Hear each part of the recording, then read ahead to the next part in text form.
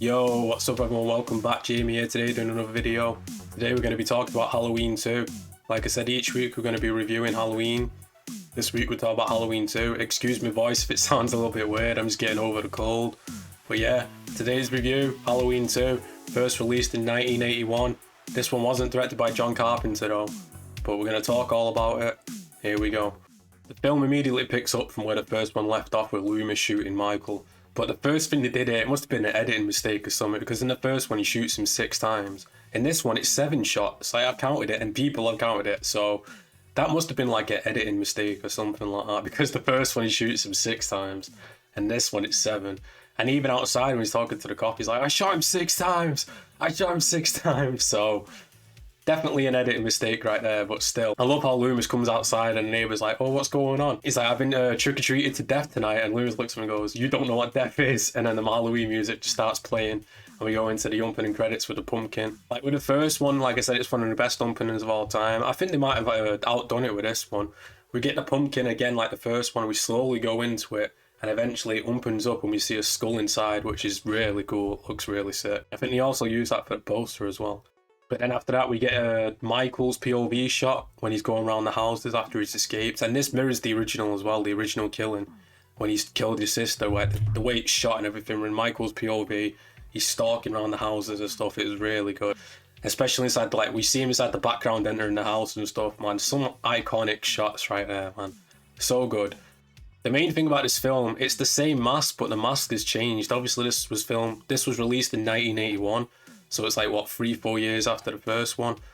It's the same mask, but it's damaged. Like, the producer/writer, Deborah Hill, she kept the mask underneath her bed and she was a heavy smoker. So as you can see, it's, you know, it's definitely worn down, but it's the same mask. It still looks as, I do like the mask, but it's not one of my favourites, to be honest. But there is worse masks inside the franchise, which we'll get to. Another thing about the sequel, more blood. Like in the original, there was barely any blood, but in this one, oh, there's a lot of blood. Even the kid outside the hospital with the razor blade inside his mouth, like, that was a thing, wasn't it, back inside the 80s and 90s? Oh, don't eat the candy from strangers, they might put razor blades in it. And this kid is just, you know, you could just tell just from that, the blood, but there's a lot more blood inside the sequel. You gotta raise the blood count up on the body count. Loomis is even more crazy inside this film, and obviously it keeps going with each film that goes on. But this, he's going out on the street, he's waving it about near kids, telling the people to move out the way. And you know, poor Ben Tramer. In the original, Laurie wanted to go out with him, and now in this one, he's been out drinking. He's got a Myers mask on. Well, it sort of looks like Myers. Loomis like, there he is. And the guy, like, if you've seen the film, I mean, Ben Tramer's like looking away, he's doing this awkward thing, and he just gets hit by a police car, straight into a van, explosion, gets blown up. Like, you can just tell even the budget is bigger in this film because they get explosions, man. But poor Ben Tramer. And it also foreshadows the end of the film as well, Michael on fire. Obviously this is not Michael, but by the end of the film we see him come out and he's on fire. That's another thing about this film. Jimmy, the character who's working at the hospital, he's kind of a creep, man.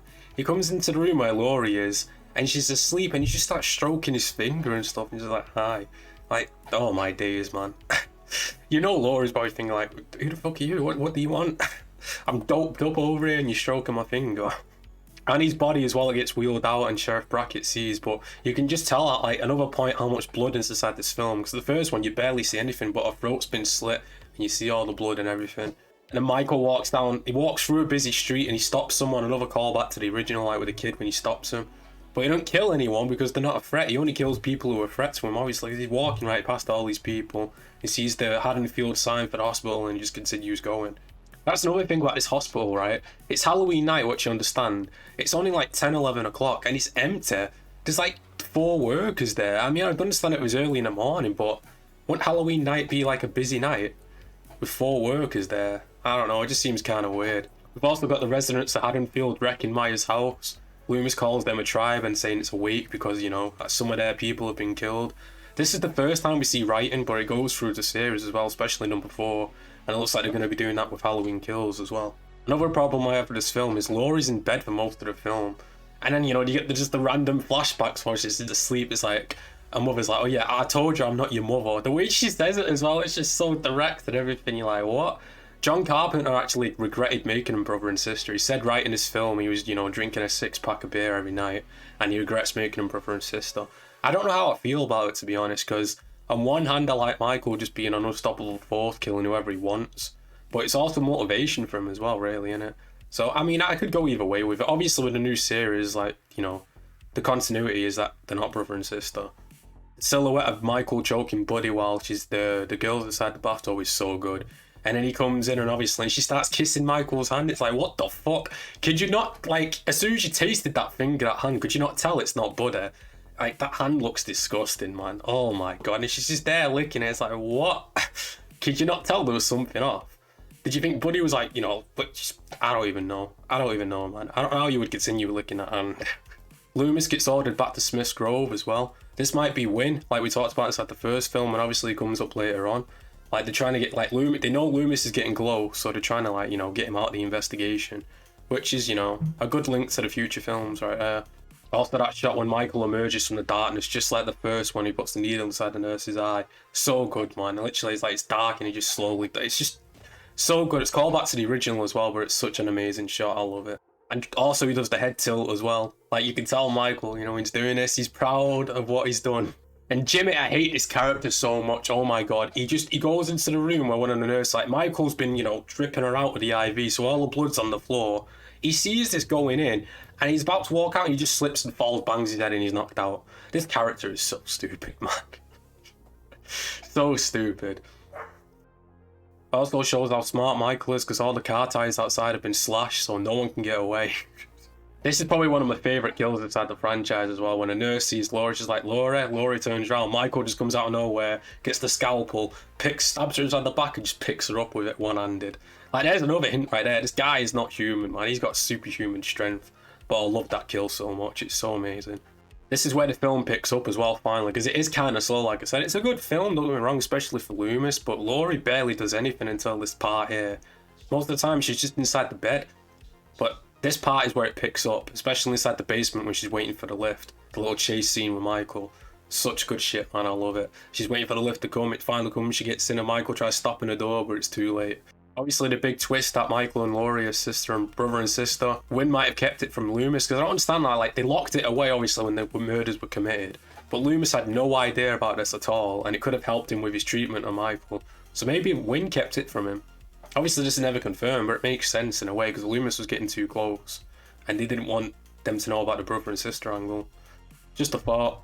Another point that just proves Loomis is off the deep end inside this film. The cop comes to take him back to Smith's Grove. And he takes hostage. He's like, what do you guys do? Shoot warning shots? He shoots out the window. And it's like, take me back to the hospital. He's taking a police officer hostage with his own gun. Like, what the fuck, man? And again, Jimmy being an absolute idiot. He stumbles out of the hospital after finally waking up. Gets inside his car. Sees Laurie. He's like, oh yeah, we're gonna be okay. And he just falls straight onto the fucking horn like an idiot. So Laurie has to get out of there, and now Michael knows she's there, obviously. Which leads us to the final of the film. Michael, Laurie, and Loomis inside the room, like trying to distract him with the noises. Loomis gives Laurie the gun. At first she don't want to use it, but then she does, and she is a sick shot, man. She shoots both of Michael's eyes out, and that looks so badass with the blood dripping down and everything. So, such an amazing shot. And then, you know, you get the Donald plays the Loomis line, it's time, Michael, with the lighter. He's like, Laurie, get out, get out. She gets out, and then sets the lighter off, boom, they both blow up. But Michael's not dead yet, because he comes out the room full of flames until he eventually collapses. And then that's the final of the film. That is probably one of the best finals of the film, really. I love the whole Loomis and Michael thing, especially with the blood coming out of his mask and all that. So yeah, this has been my thoughts overall of Halloween 2. Overall, I'd probably give it an 8 out of 10. It is a really good film, but there's a few faults with it, like I said, especially Laurie not really doing anything. But it's a decent sequel, and obviously, you know, I like how it takes place directly after the first one. You could watch them both together. They're both on the same night. 8 out of 10, let me know your score down inside the comments down below.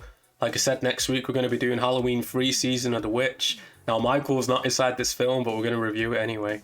So yeah, make sure to click like on this video, it really helps out. Subscribe if you haven't already. Until next time, peace out in a bit.